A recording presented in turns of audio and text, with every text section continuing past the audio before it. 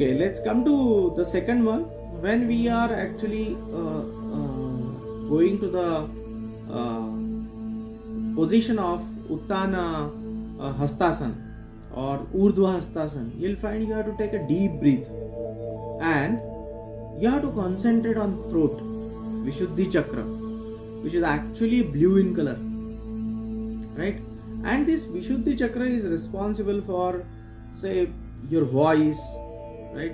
Your imagination, speaking ability, your communication, your truthfulness, then your self-expression, or what you can say, whether your throat problems, even thyroid, right?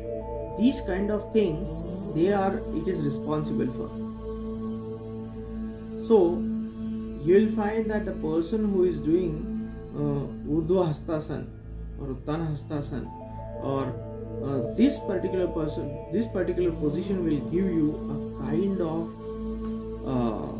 a kind of postural advantage. Number one. Number two, it is said that generally these people who are doing this, they may not get suffered by any kind of voice problems, communication problem. Their communication will be very quick.